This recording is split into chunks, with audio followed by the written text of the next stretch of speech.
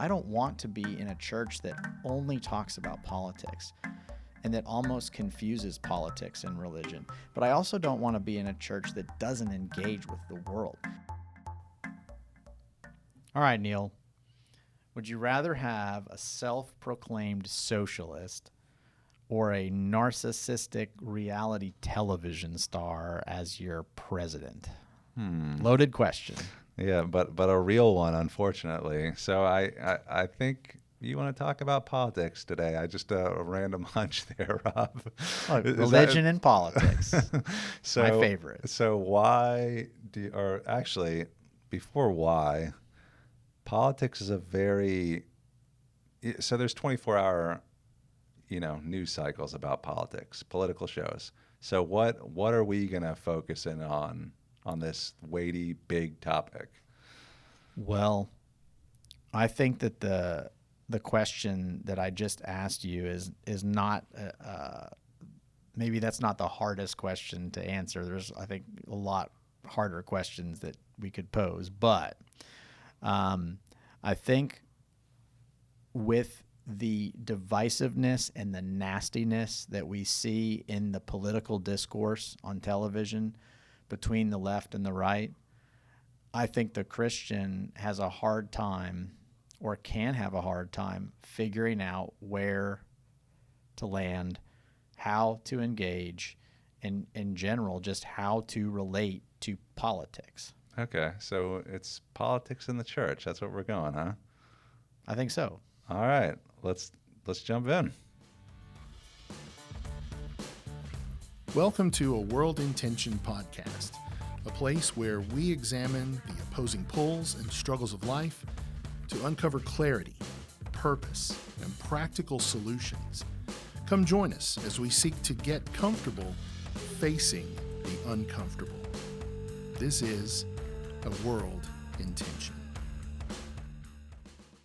Okay, so before we focus in, you and I were talking about this. And I thought it was a very good and important point that we could talk about all the classic issues out there: pro-life, pro-choice, gender issues, things of race, social justice, all these big activist groups, all this big stuff.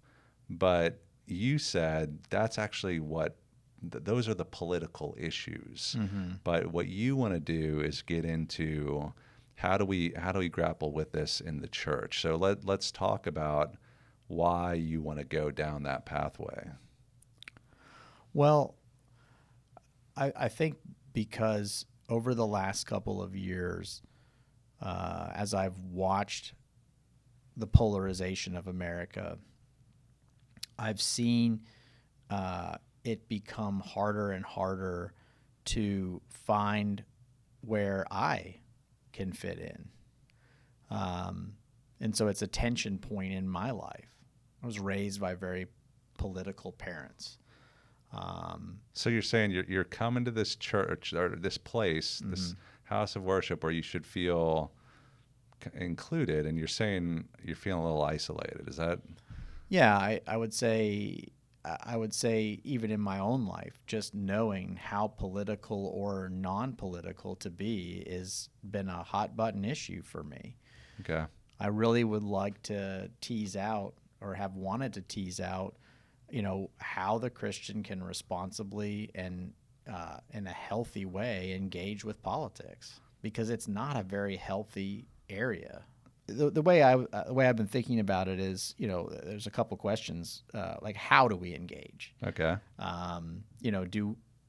Do we engage as the activist on the front line of,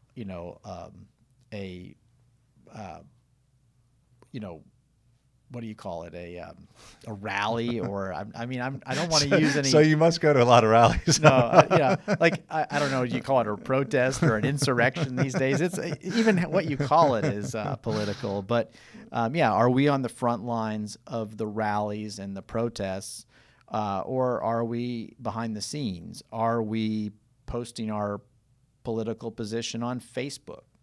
Are we talking with individuals about our beliefs? How do we engage in a healthy way? That's one of the questions that comes up in my mind. How do we show, how do we show respect to people that we don't agree with? How do we get along with those people? How do we worship side by side with them? And then, like, what are we doing with candidates that just absolutely don't match up 100% with our belief system? How do we engage in a system where it seems like nobody is a good candidate? So I hear, and I mean, those are all excellent questions. I think those are very helpful in pointing out real tensions in the church related to politics. And I hear you using a word a lot, which is engage. And so it makes me think there's, part of this, this tension is between engaging, and the opposite, which you haven't talked about a lot yet, is the disengaged, right? I would actually tend to say that for me personally, I lean probably more on the disengaged side, and tend to fall that way. Well, I mean, a reading of Matthew, like we didn't get into this in our prep, but, even the words of Jesus can feel like it can put us on one of those sides, either engaging or disengaging. Christ speaking tensions, Rob? Yeah. So, Jesus wants us to be shrewd as serpents. He wants us to be the salt of the earth. Did you go out with the sword at first? No, I sent you without one, but now you probably should sell some things and get one. And then on the other side, we see Jesus saying things like, turn the other cheek, love your enemy, give to the beggar, don't refuse the borrower. That's not, traditional things that we hear on the right very often to, So be a fighter or be a doormat. Right. Yeah. I mean, and it's, the truth is somewhere in between, obviously, but. Yeah. Or both. Or both. Right. Right. And I think that's some of the discernment of how do we figure that out? And, one thing I always try to think through in this tension issue is, again, if the remedy is surrender, the problem is a whole lot of control, which is trying to gain it by holding on to some maybe extreme position, or even trying to let go of it. And the apathy is a form of kind of letting go of control, but you're not really. It's like you can, I can almost, just speaking for myself, almost have an arrogant view of saying, "Oh, those people worry about that stuff too much. They're fooling themselves on these little issues, right? Like, there's bigger issues here." Yeah. Well, let's put ourselves in both shoes for a second. Let's look at the person who, doesn't spend any time on Facebook and thinks it's ridiculous that someone would air out their political, laundry or political beliefs in that forum. That person, may have a strong belief that their beliefs are private, or that nobody cares what their beliefs are, or it's not the right forum, or that it might offend people. And the person, who is doing the posting may feel as though they're being called to say, hey, look, this is a platform that thousands, millions of people use. And if I'm not taking this opportunity to share what I believe Jesus has told me is truth, I'm squandering an opportunity. Now, look at it from the other perspective. That on the other side of that, you may in fact offend, a whole lot of people by sharing what you believe passionately, but without much love. And the many seeds that Christians have planted in the lives of some of those people may be stomped on because you've had to share your opinion. So I mean, I can see it from both sides, and hence the tension. Yeah, no, I think that's good. And I think and then you can't ever feel the problem when you're trying to grapple for that control, or even throwing your hands up, is that you can never feel quite content. Like you're holding strong to a position. You can't tell enough people. You can't, like, there's this restlessness. And even on, like, I'll just speak to me personally, when I let go of stuff, man, how I can feel like an idiot when some people are talking about an issue that everyone knows about it, and because I've turned off the news feed, I have no clue. It's like, man, you should really be a little bit more engaged with what's going on around you, right? That makes me feel restless in that way. I don't like to feel that way. Well, I mean, I think we need to mention, another one of these tensions, at least kind of tease it out a little bit, is the whole candidate issue I mentioned. In one of the last elections, I couldn't find a candidate that my conscience would allow me to vote for. And I was viewing it through the eyes of my daughter, and I'm thinking, who would I rather have my daughter in a room with, person X or person Y? And I came to the point of saying, gosh, I just don't, I can't, if I couldn't trust this person with my daughter, how can I vote for them? How can I say that they're the best person to be, the president of the United States just because they, say they believe in life?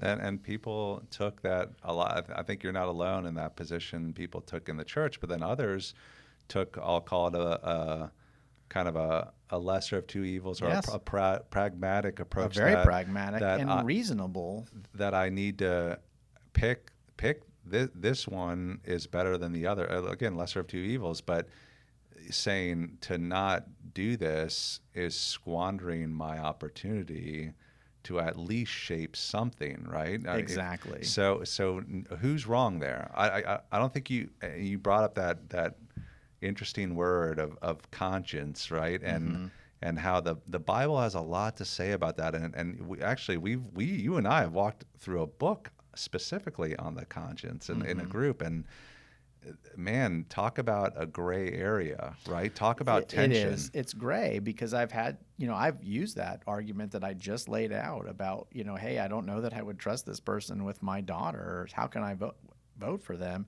And the response was, you're not being asked to trust your daughter with this person. You're being asked the question of whether this person should represent you as the president versus this other person who believes in, killing unborn babies. I mean, it's a tough thing, and I understand taking both sides, but it certainly brings up tension, because where do you land?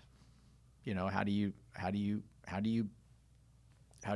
pay respects to your conscience, which presumably is, as a Christian, coming from the Holy Spirit? Okay, so what is this really uncovering about us in here? I mean, like, before we get to the practical solutions, what are, underneath these tensions? I think that the premise here is that there's layers, right? Like there's other stuff underneath. So what do you think this topic of politics, and specifically in the church, what do you think it's uncovering about us? What does it expose, in a sense? Yeah. I mean, I think isolation. Yeah. I mean, I think that as a believer, as we watch the poles move further and further apart and away from a more sort of mainstream moderate position, I think we're moving further and further away from what God calls us to. I mean, I've seen quite a bit of rhetoric that I think is not appropriate from a racial perspective coming out of the alt-right, which would be the extreme right. And yet I've seen a lot of blurring of the lines of truth, and I've seen a lot of hedonism coming out of the left. It's that topic. Isolation is a great one. And I think what's so difficult about that, you think about it, people are trying to get in, like they're getting in their little tribes, and those tribes are becoming more and more narrow, and we're all looking for some sort of bond, right? But So when you have these smaller tribes, Mm-hmm. now you've created more isolation, which is really damaging. Well, a perfect example of this is someone sent us a link to a podcast Yeah. as we were prepping for this. It was a conversation between Tim Alberta and Russell Moore. And it outlined something, that you brought up, which is these two churches that grew exponentially because they took a side. One said, look, politics is not what we're doing. We're not getting into it. We're moving away from these topics of conversation because it's so divisive. And then another church said, we're jumping in. We're taking a stand on these issues. And both churches grew a lot. Now, I don't know that I could feel comfortable in either of those churches.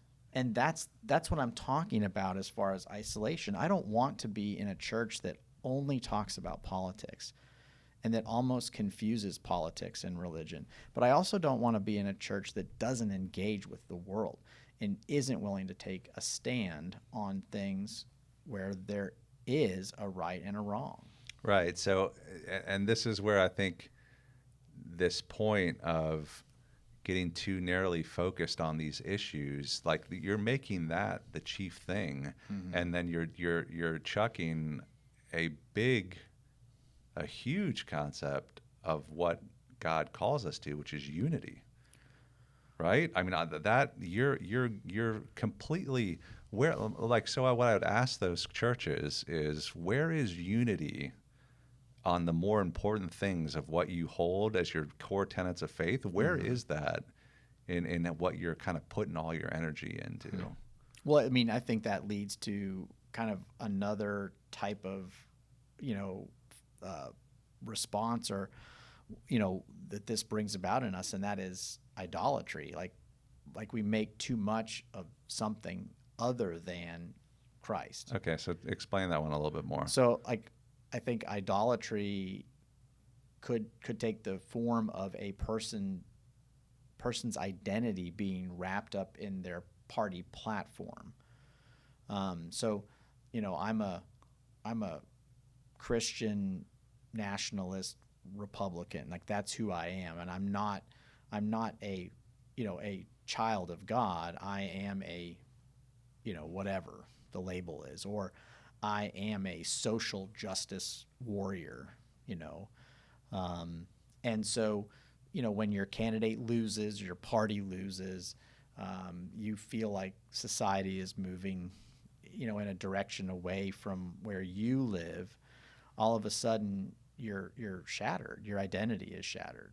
Yeah, and I had you tease out idolatry because you hear that it's like this biblical word, right? Like, don't have idols, and you understand. I like what you said about identity, that when these other things, they start to define you, and they take you away from what is most important. So those are two really good examples: isolation and idolatry, but they seem a little bit more on kind of the active side of things. What about something less active or controlling, like apathy? Right? Yeah, absolutely. I mean, I think I would say I fall into that a little bit at times, but certainly a choice to run away from politics and just not pay attention, turn it off, don't talk about it, ignore it, put your head in the sand, and just vilify it in a sense. I mean, that's of the three, like that's the one I choose the most. Mm-hmm. I mean, that's the one I resonate with the most. What about you?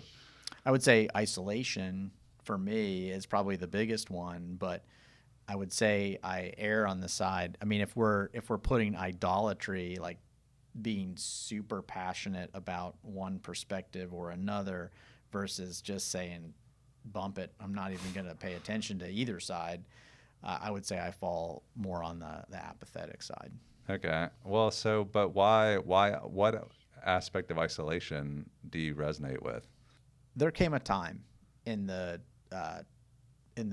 2020 election when I felt like, at least on the Republican end of things, that one of the big influences became the Proud Boys. They're all over the news, you know. So if you were listening to CNN, you're hearing about the Proud Boys doing this and the Proud Boys doing that. And if you know anything about the Proud Boys, they're a pretty extreme group, you know, bikers, really into, you know, heavy drinking, partying, but they're not going to let anybody tell them what to do. So a government that is totalitarian and telling people what to do is not their cup of tea, and they're very active on the conservative end of politics. But for me, that didn't feel like a good bedfellow. You know, that was not my cup of tea. And I kept thinking, you know, gosh, if that's where the Republican Party is heading, is to the biker gangs and to the, you know, to these more marginalized groups, more extremist groups, I'm going to be lonely here in about a decade if we keep moving in this polarizing direction. Because on the other end, I'm not a social justice warrior, you know, and I think, you know, most of this PC culture is ridiculous, you know. Yeah, but I must say that the times I do feel like when I'm getting woken up out of my apathy, and I use that word Wait, woke. you use woke. Yeah, But that was yeah. that's dangerous. Yeah, that's dangerous. But what I was going to say is usually what fires me up is thinking actually about those who are disenfranchised and who kind of get a bum rap and have a really tough life and seem to be walking around and no one's doing anything about it. I mean, and that's not true, but I'm just saying that's the area. Like, I'll give you an example. When I run into people and you can tell like we're in a different standing of life. They're living on the streets, whatever. There's a part of me that actually comes more alive when I get in that conversation with them, sometimes more alive than with people in this church building, because there's an authenticity there. I guess I just really value that authenticity and getting real with them, but it makes me want to kind of champion for that. Now, you know, I quickly fall back into my apathy, but it's just interesting. That actually would be an issue that I would see myself probably getting into more. And I think that's where people start to lead towards these, I need to be doing something, and staking their claim to this is who I need to be. This is how I become a champion for this cause instead of a champion for Christ. Right. Well, there's so many things like that where you just think, okay, you know, I could be engaging in this topic, or because I just don't have the energy to fuss with it or to fight with it or to take a stand, you just run away. You run away from it. And so I don't know. I was going to ask sort of specifically. You know, you asked me how isolation resonated with me, but what is your apathy more because it's harder to not be apathetic, or do you feel like it's more because you just truly don't care?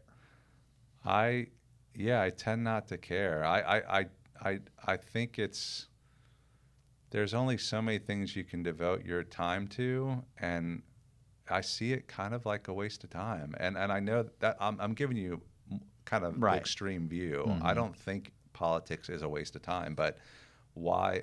Maybe a better way of saying it is arguing about politics is a waste of time. No, even if I just put it on a value stack, it mm-hmm. falls pretty low for me. Mm-hmm. And so I think about other things that I would rather pursue, like even I want to put my active energy into what we're doing right here, mm-hmm. right? Into writing, into spending time with the kids, and into athletics. Like we run, right? Like that's where I want to spend my time.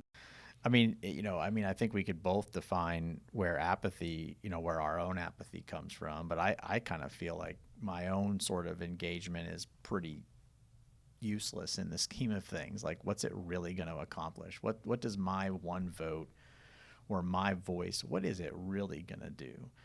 You know? And so let's make this practical. I mean, I think we talked about this, the fundamental or core tension is between surrender and control. And so when you're feeling loss of control or like, I really need to grapple down and do something, mm-hmm. those are just control that lead to restlessness. Ultimately, you're never going to get satisfied there. So, I mean, how can we take a more healthy perspective when suddenly we leave this room and you and I are encountering someone in the church that maybe holds something really super tight, a strong position, or they're just like, whatever. What's a healthy way to approach this in surrender? Like, how do we do that? I think first it's helpful to try to define that just a little bit more for me. So let me kind of restate what you're saying and make sure I'm understanding you correctly. But when we're ultimately taking control if we say, peace out, I'm done with this political stuff. Yeah. We ultimately are also taking control if we basically get hot and bothered about our favorite issue and we're a warrior on that.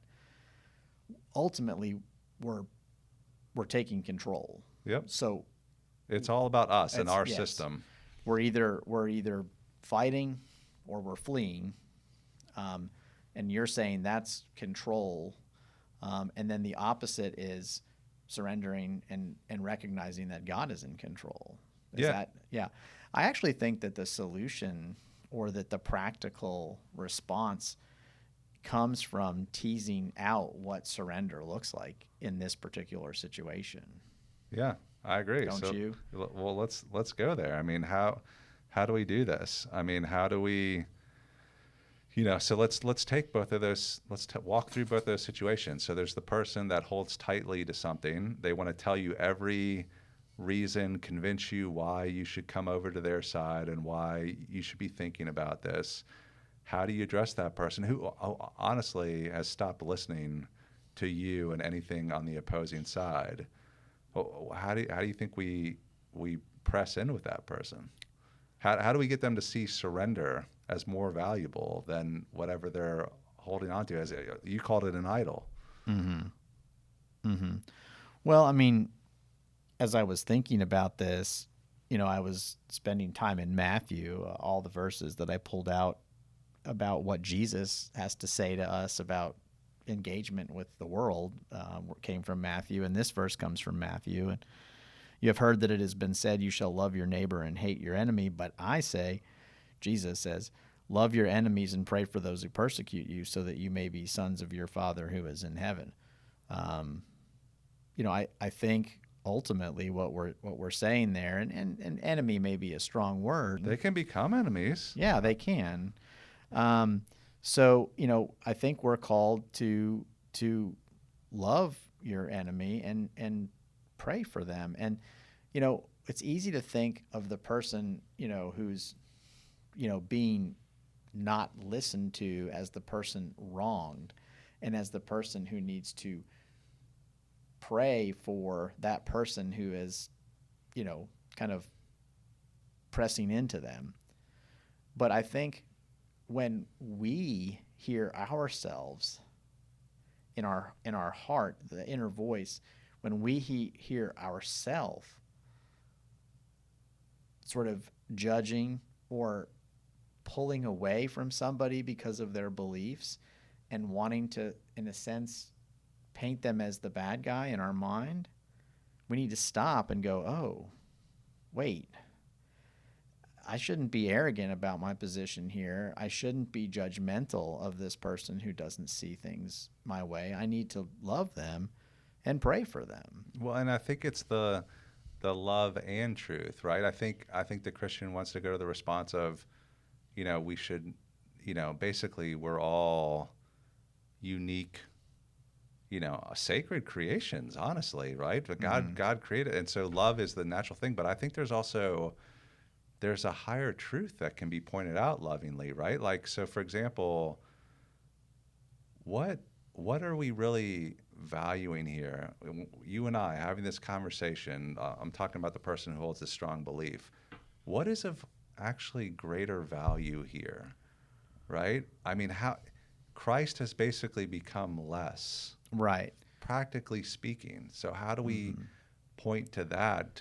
Because their view should soften a little bit, right? I mean, I hear what you're saying. Our heart should change, but you should also be speaking into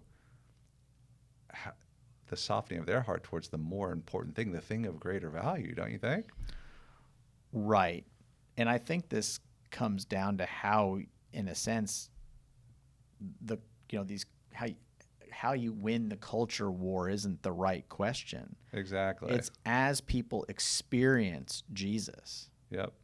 And as their heart and mind is transformed by him, their views, their worldviews are going to change. And that happens one person at a time. That doesn't happen, in the Facebook arguments and on the protest line. I mean, you're not going to change a lot of opinions there.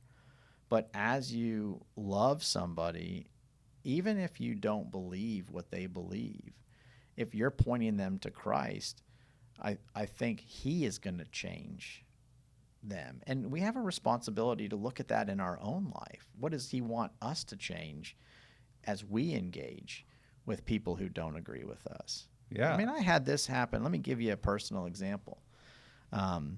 Had a guy, was a patient, and he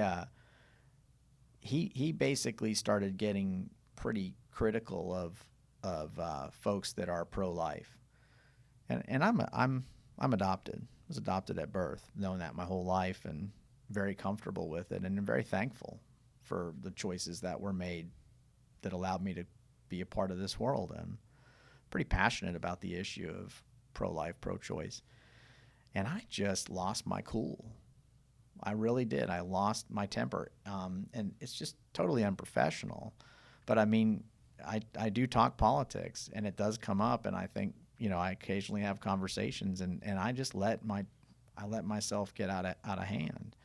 So, I mean, at that point, when I felt that anger welling up in me, I probably needed to stop and go, okay, he doesn't believe what I believe, but me getting angry isn't going to solve anything here. Right. Well, and that's what I mean about the what truth is more valuable there? You two being respectively right? Right. Or what if you said, you know what? I fundamentally disagree with you, but I love you because you're a child of God. He did it better than I did. He came back to me and has come back to me for years, and I had to apologize. I apologized to him the next time I saw him, but I mean, not a believer, I don't think, but certainly someone who was able to set aside what happened and move on. I mean, so I think what we're seeing, I think one of the things we're really trying to communicate through this podcast is there is real power in surrender. Like when people imagine an onlooker seeing two people fighting, there's nothing redeeming or special about that. But when they get into a conversation where people adamantly don't see the same way, and then they say, you know what, but I love you, where do you want to go eat? That is special. And I think the only way that can come is by submitting or surrendering to a more important truth. I mean, and so in each one of these podcasts, I think we need to ask ourselves, what is that thing I need to surrender? I mean, the last podcast that we talked about how David owned his sin more quickly, I've been thinking about that over and over and trying to exercise it more in my life. And that is a value, right? Well, I mean, this very past Sunday, one of our pastors at the very end of his sermon, reminded us that it's no longer us as individuals, it's Christ in us. So we become representatives of Christ. And it's, we have to remember that as we get into these debates. I think politics may be your hot button item, may not, but in some of these podcasts, we should see something that we need to grapple with. And that's my takeaway. So thanks for queuing this up and talking us through this. Yeah, it's been fun. I've really enjoyed this conversation. Thank you all for listening. Join us next time for A World in Tension.